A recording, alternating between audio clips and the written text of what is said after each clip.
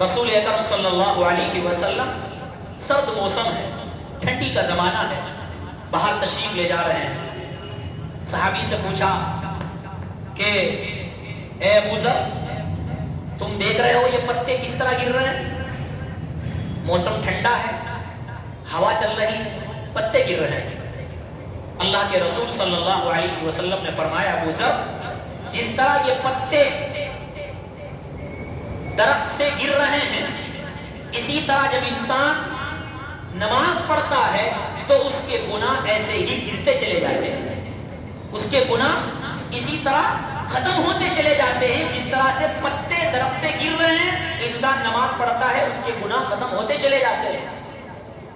نماز کے ذریعے انسان گناہوں سے محفوظ ہو جاتا ہے۔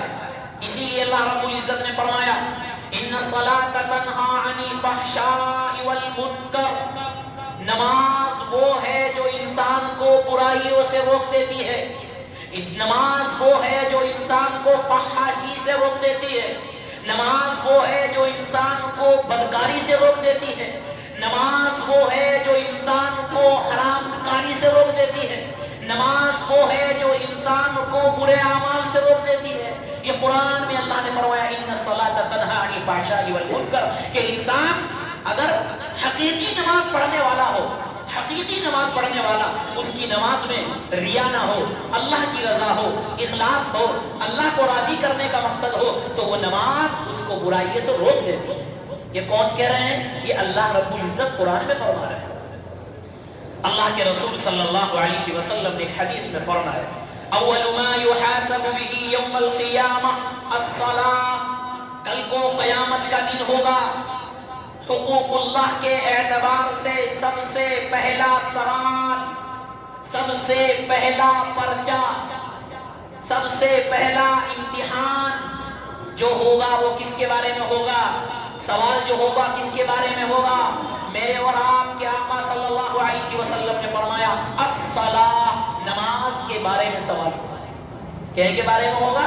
نماز کے بارے میں سوال ہوگا۔ انسان دنیا کے اندر جب اس کے امتحان کے آنے کا وقت ہوتا ہے، محنتیں کرتا ہے، کوششیں کرتا ہے، رات دن ایک کر دیتا ہے امتحان میں کامیاب ہونے کے لیے، دنیاوی امتحان میں کامیابی کے لیے رات دن ایک کر دیتا ہے۔ آخرت کی کامیابی کے لیے ہم 5 وقت نماز کیوں نہیں پڑھتے؟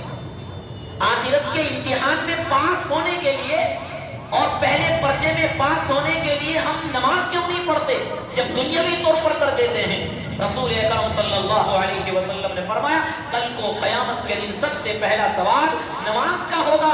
نماز صحیح نکل آئی تو ہو سکتا ہے اور اعمال اللہ رب العزت اس نماز کے ذریعے معاف فرما دے، اس نماز کے ذریعے معاف فرما دے۔ یہاں تک کہ اللہ کے رسول صلی اللہ علیہ وسلم نے حدیث میں ارشاد فرمایا، صحابی سے فرمایا اگر کسی گھر کے باہر ایک نہر ہو، اس میں پانی چل رہا ہو اور ایک انسان 5 مرتبہ اس میں غسل کرتا ہے، نہاتا ہے، تو کیا اس کے جسم پر کوئی میل، کچیل، گندگی باقی ہوگی؟ صحابہ نے عرض کیا یا رسول اللہ 5 مرتبہ کوئی غسل اگر کرے گا تو اس کے جسم پر تو کوئی گندگی نہیں ہوگی، کوئی میل کچیل نہیں ہوگا۔